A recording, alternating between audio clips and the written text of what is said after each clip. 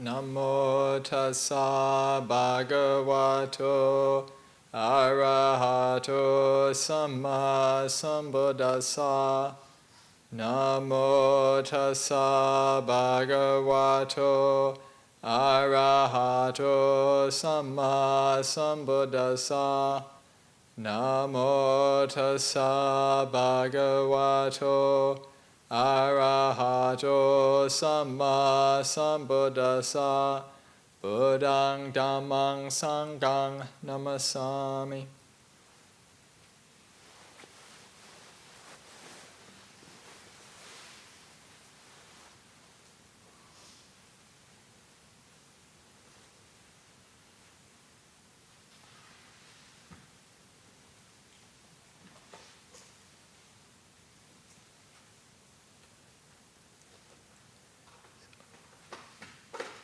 Tonight is the lunar observance night,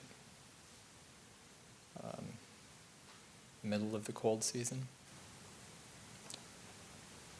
and Ajahn Kunadhammo asked me to give the Dhamma talk.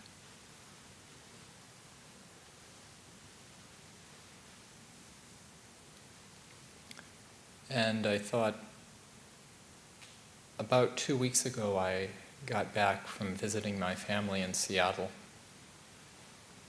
And one of the highlights of visiting my family was spending time with my sister's eldest child, my nephew. And he, besides meditating with us, my parents and I would meditate in the mornings when we were at the house at Seattle. He also, after the meditation, about 10 minutes for him at most, we would read Thich Nhat Hanh's Life of the Buddha, called Old Path, White Clouds. And my nephew Owen got really into this book, and he started we started out reading, I think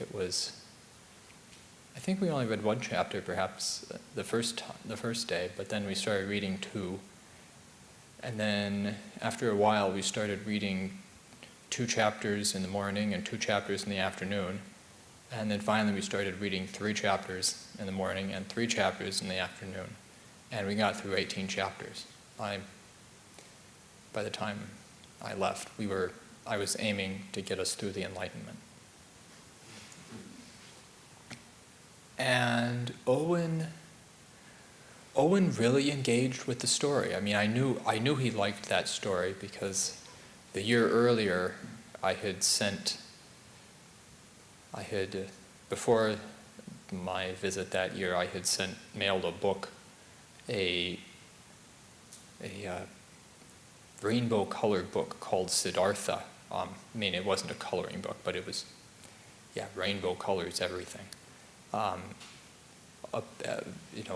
life of the Buddha aimed at, more children Owen's age, whereas Thich Nhat Hanh's work is aimed at adults, really. I read it, that was the first Life of the Buddha I ever read back in high school, or back in college. But, so and I knew he liked that color, that rainbow-colored book, Siddhartha. He wanted to read that one instead of hanging out with the rest of his cousins at pizza night, and we got through almost all of that pizza night. And then he wanted to read that one, this visit as well too. And not only did he want to read it, he wanted to compare the versions. So they're not the same story.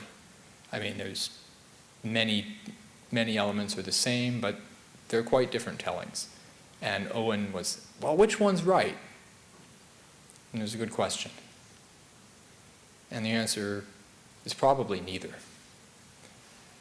But so it is.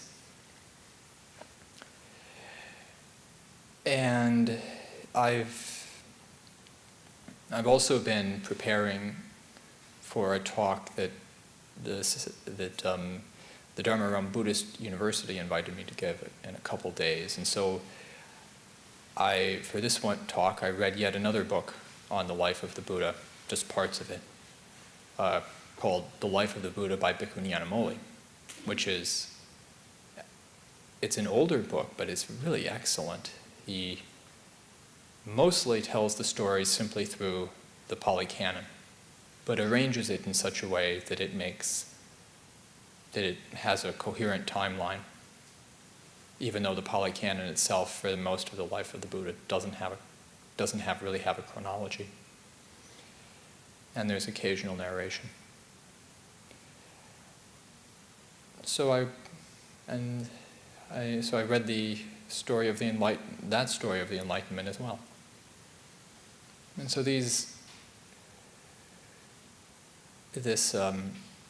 because of my nephew's interest in reading that book, the pondering the life of the Buddha has been running around in my mind for the past weeks. And since that's what's on my mind, I thought I'd say a bit about it. One of the things that one notices immediately after reading different lives of the Buddha is that actually the way anyone tells the Buddha's story in many ways says more about who they are than who the Buddha was. And in particular, having read Thich Nhat Hanh's Old Path, White Clouds early on, and now I can see some things that he has done that are would be totally inaccurate according to histories, and yet I can see why he does them, why he writes the story that way. Thich Nhat Hanh has rescripted the body. First off, he describes body language, which is never, the characters in the Pali Canon, occasionally body language is described, but Thich Nhat Hanh is much more expressive. But it's Western body language. It's not the way people, so he has the Buddha sort of mussing the hair of a girl. And no, that would have been outside the bounds of samana behavior. But Thich Nhat Hanh is communicating with an audience, and he chooses to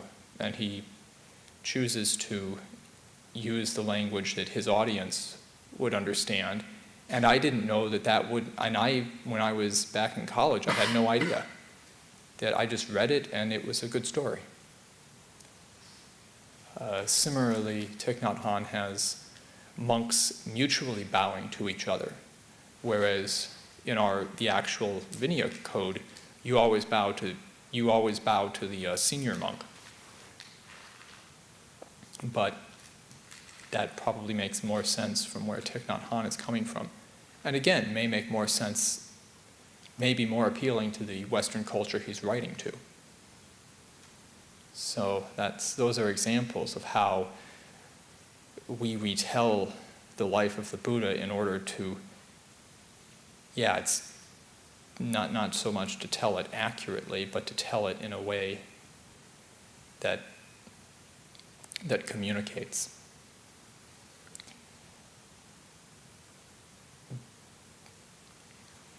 But this raises the interesting question.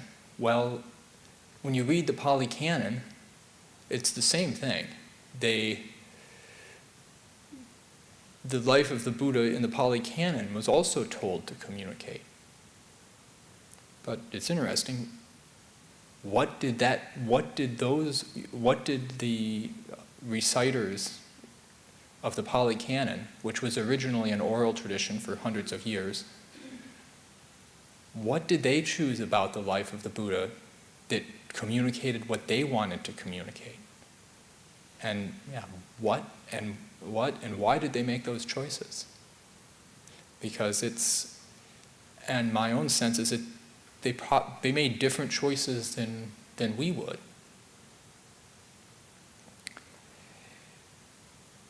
there's very little biographical information about the Buddha in the Pali Canon. I think it frustrates scholars because, the whole, all you get are little vignettes about a few of the aspects of the Buddha's life before the Enlightenment, but not much.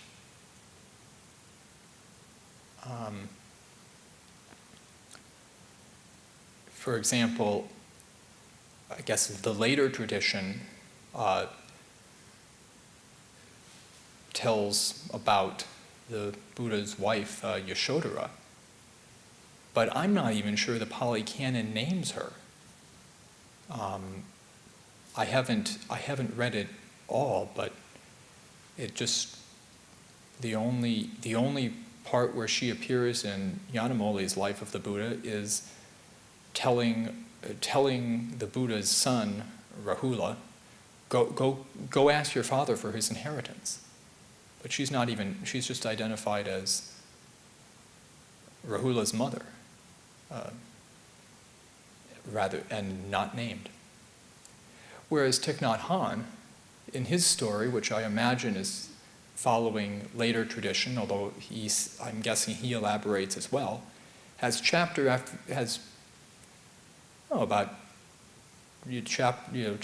on their courtship, which I think is I think that comes from other sources, but their courtship, and then probably following his own inclinations, he has Yashodhara and the Buddha. He has Yashodhara feeling confined by the palace, being basically what we would call a social worker, and heading out and helping people. And the Bodhisattva at that time, Prince Siddhartha, going out there as well. And they discuss these things, and again, he's telling a very appealing story, but I have no idea. I don't know if anyone knows who Yashodhara actually was, or if she was even named that.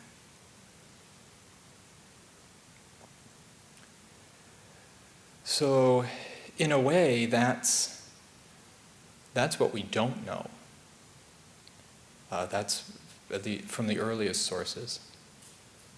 And I should mention that it's not that the later sources are necessarily totally inaccurate. There is likely information that was passed along orally, but not codified in the Pali Canon.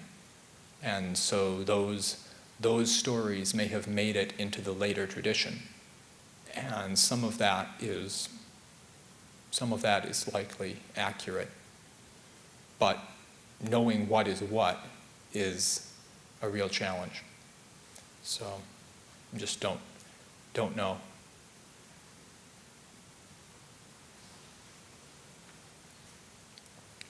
But what we do have about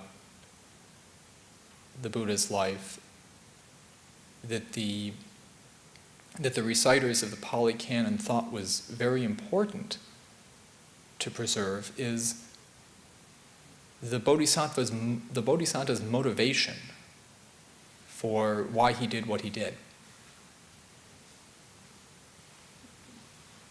And I think there are 3 or 4 different recensions of this, explaining. One,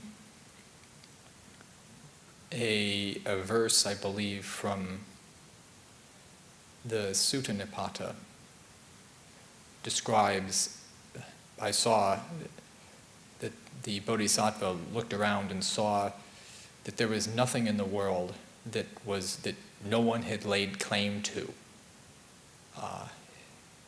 And more than that, he saw people fighting over what little remained, like fish in a pond that was drying up. And seeing this, he became afraid and decided there must be another way other than just competing with people for things. Yeah, other than just competing with people. In the Majjhima Nikaya, the Aryapariyesana Sutta, the Bodhisattva reflects that why should I, who am subject to birth, aging, sickness, death, and defilement, why should I seek that which is also subject to birth, death, aging, sickness, defilement? Why should I seek that? And he reflects, well, what is subject to all those vicissitudes? Well, basically, in short, family, wealth, cattle, everything that he saw the people around him seeking was all subject to that. And he reflected, well, why don't I, being subject to those things, seek the unborn, unaging,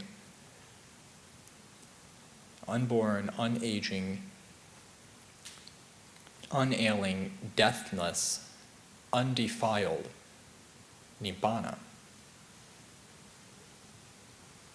And so later on, the sutta says he shaves off his hair and beard and goes out, leaves the household life and goes into homelessness despite his mother and father who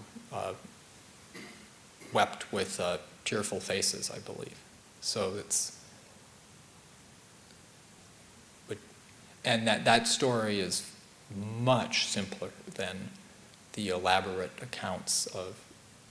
later accounts of the resistance of King Suddhodana to his son's attempts to leave the palace. And then also a third, very similar vein is the Buddha, or the Bodhisattva, the Buddha before the man who later became the Buddha, reflects when people who themselves are subject to aging feel disgust upon seeing someone who is aged. They don't realize, despite the fact that they too are subject to aging. That's just not proper. Why should I, who am subject to aging, feel disgust at seeing aged people? That would be improper for me. And what's interesting is the power of his resolution. He says, at that point, my infatuation with youth left me. And similarly with the infatuation with health and with life.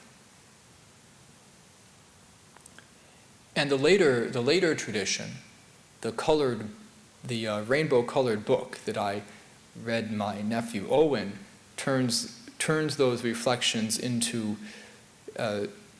trips out with his charioteer Kaccāna, and actually physically seeing an old person, a sick person, and a dead person, and asking Kaccāna, what's that? Because his father has shielded him so much from what's going on in the world.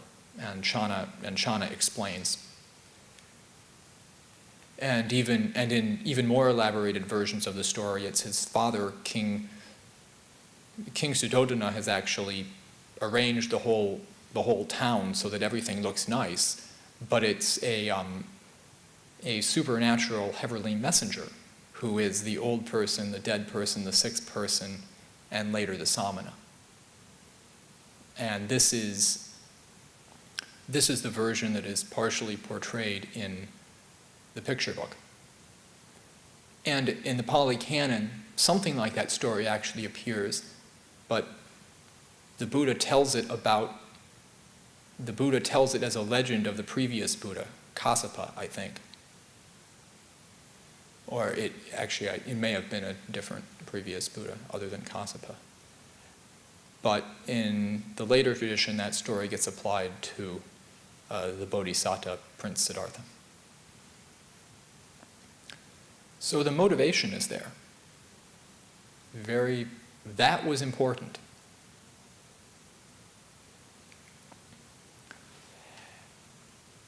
The other item that was important to the reciters of the canon is the Bodhisattva's efforts.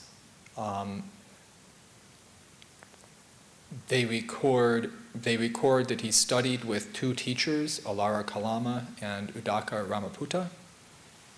He quickly gained mastery over the doctrines that they taught, and more than that, he attained the same states of meditation that those teachers did. And they both invited him to lead, in one case, or co-lead in the other, their communities, and he turned them down because he had determined that he was going to find a release from suffering, release from old age, sickness, and death. And these meditative states, while pleasant, didn't do that. So here we see both the Buddha's willingness to try the methods that were around. Alara Kalama and Udaka Ramaputta were probably the preeminent meditation teachers of his time. But then he was very clear in his own mind what he was aiming at. And in another reflection, one of the reasons he said that he realized what he did was that he was not content with the wholesome states that he had already realized. He had a mission. The texts also record the extreme ascetic practices of the Buddha, or the Bodhisattva, excuse me. And these are gone into in some detail. Right? Probably both to give another example of the lengths the Bodhisattva was willing to go, and also because some other groups at that time valued extreme ascetic practices. So by playing up what the Bodhisattva did, that would make the Buddha's message appealing to those groups that valued asceticism. And then the third piece of what the text described is the Buddha's effort, or the Bodhisattva's efforts that actually did bear fruit. There are quite a few passages in the Pali Canon which begin, "When I was still an unawakened bodhisattva, so and such, I did so and such." And one example is the sutta in the early suttas in the Majjhima Nikaya. The Dvayevitaka Sutta, I may not have the Pali right, 2 kinds of thought is what Bhikkhu Bodhi calls it. And here the Buddha says, while I was still an unenlightened bodhisattva, I thought, why don't I divide my thoughts into 2 types? Those which are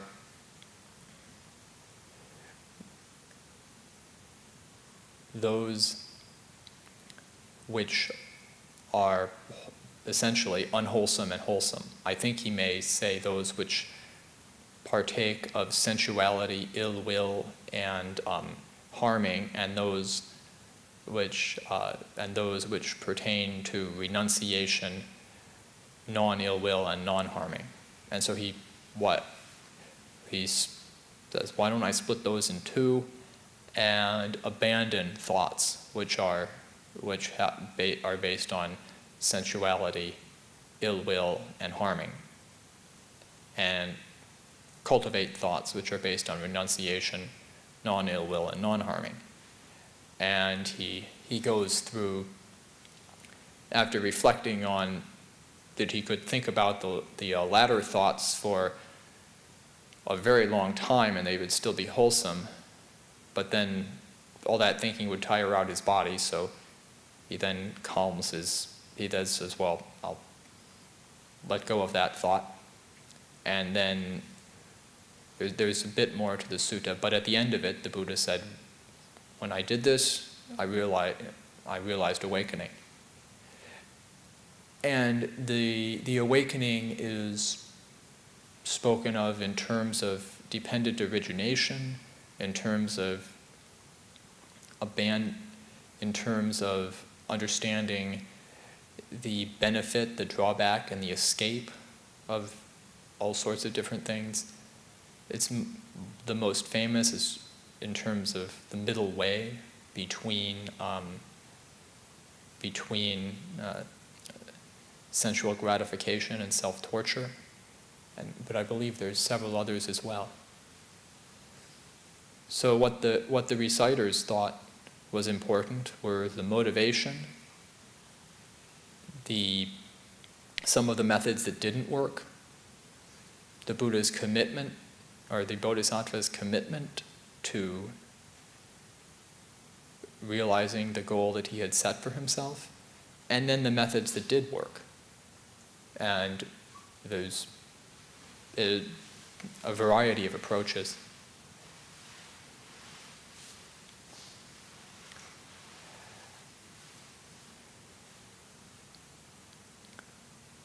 And so what we have is, what the Pali Canon presents is, instead of the unified biography that perhaps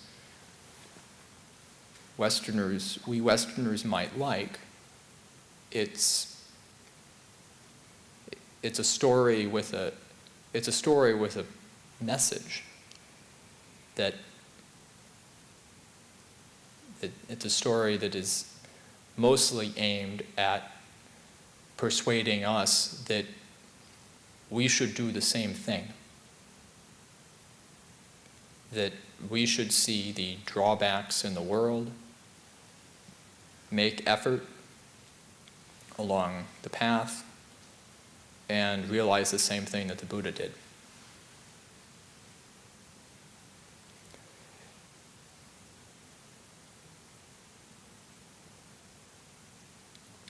And it's what's interesting is it's not that there aren't biographies in the Pali Canon. It's perhaps even a bit ironic that the Buddha's doctor, Jivaka, gets a fantastic biography in the Pali Canon, pages and pages about this intrepid doctor and surgeon, which anyone who, it gives a good picture of what traditional Indian medicine was like at the time. And it's a whole lot different. And I mean, he performs brain surgery and succeeds, which is something, okay, 2,500 years ago. Okay. But, and his story is told as a linear biography, the way that we would probably like the Buddha's story to be told, and it isn't. But going back to the story of the Buddha,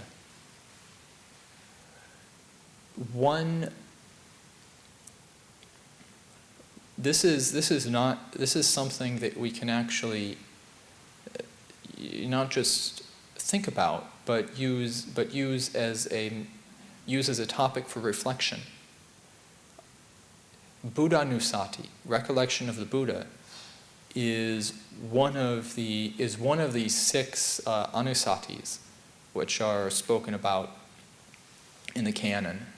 It actually comes first in the list of 6. So the list is Buddhanusati, recollection of the Buddha, recollection of the Dhamma, recollection of the Sangha, recollection of one's own generosity, recollection of one's own virtue, and recollection of the devas.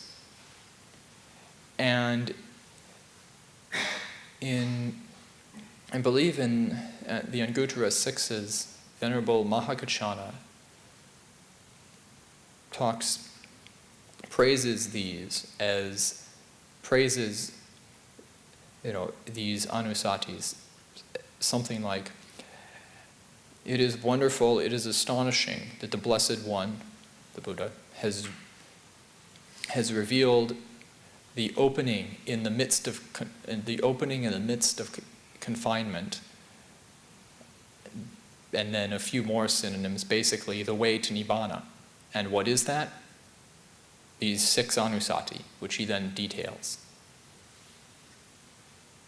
And so, recollection of the Buddha can be a way of calming the mind, making it calm and bright, suitable for meditation. And the story is designed to be, using more modern language, archetypical. Perhaps the lack of detail in part helps us identify with it. If the Bodhisattva and the Buddha, if it was too complicated, we'd get lost in the details and we wouldn't apply it to ourselves. But this is something that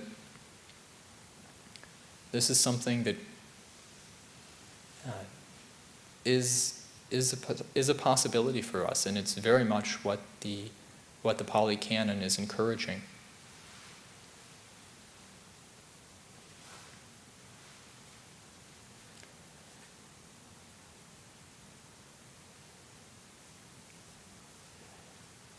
And the Buddha, in other passages, the Buddha himself discouraged people from focusing on his wonderful and himself as a person. There's a couple of humorous passages where a later sutta in the Majjhima Nikaya, I guess the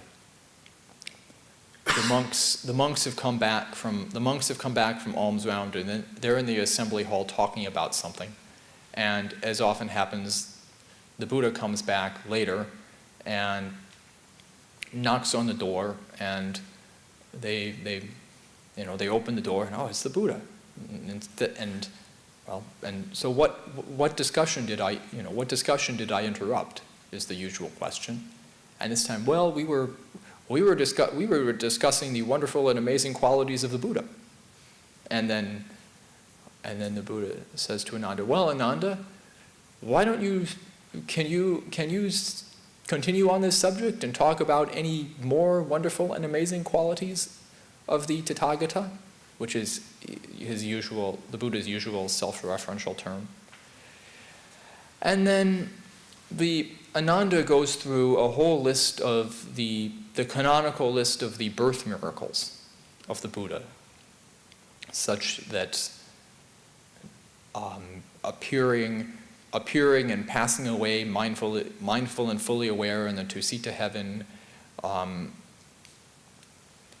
being lodged in his mother's womb, mindful and fully aware, his mother having basically a perfect pregnancy, 10 months long, no problems whatsoever, giving birth giving birth, standing up,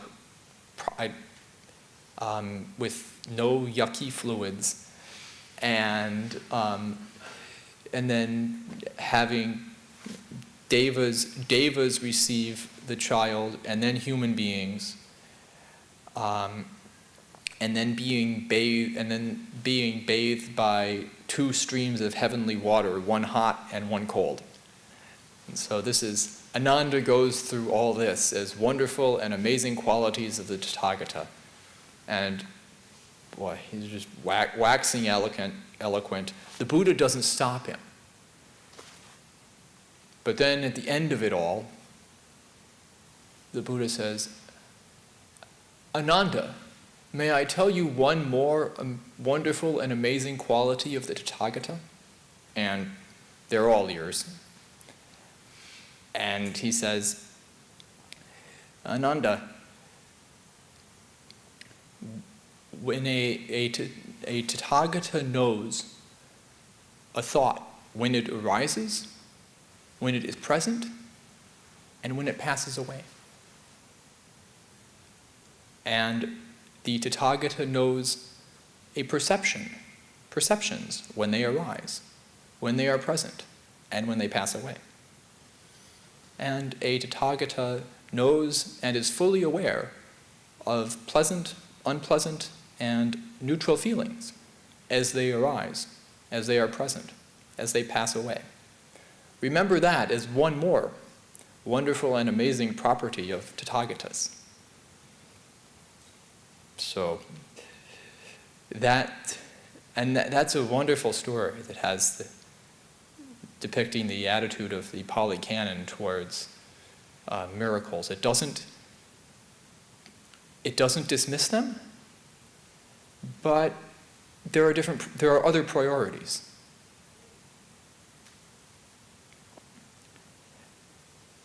And similarly, the physical presence of the Tathagata is not emphasized. There, in another story, the story of the monk Vakali, it begins with Vakali, who may have ordained late in life, is old and sick and dying, and he requests the presence of the Buddha, and the Buddha comes to him, and in another set of fairly stocked passages, the Buddha says, I hope you're getting better. And the answer is, I'm not.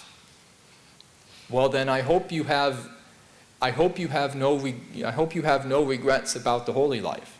The answer is, I do. And then, well, I hope you have no regrets about your sila, about your conduct as a monk. No regrets about that. Well, then what regrets do you have? And Vakali says, well, I never got to spend much time with the Buddha. This is the first time I've seen you, basically. And the Buddha says, what does that matter? Why do you want to see this stinking carcass? One who sees the Dhamma sees me, and one who sees me sees the Dhamma. That's the Buddha's perspective. And likewise at the end of the Sutta Nipata, the Brahmin, his name begins with P. It might be Pianji.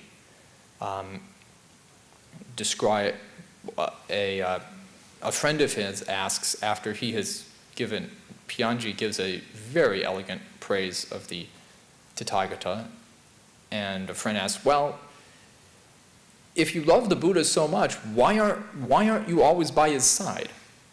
And Pianji is, of course, also too old to be there. And he says, but I'm never apart from the Buddha. The well-being, the rapture, the mental qualities that I have cultivated, basically, I'm always with those, and thus I'm always with the Buddha. So the Buddhanussati becomes more than reflecting on the life or the biography of the Buddha. It's more reflecting on those qualities and developing those qualities within ourselves.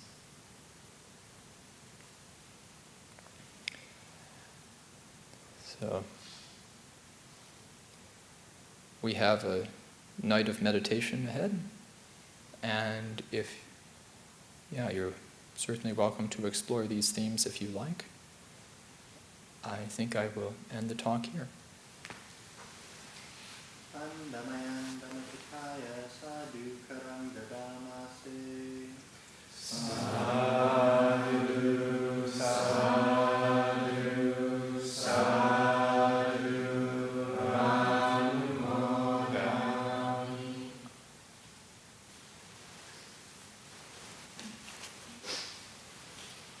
So tonight, being the half moon lunar observance night, you have the opportunity to continue practicing through the night, walking, sitting, meditation.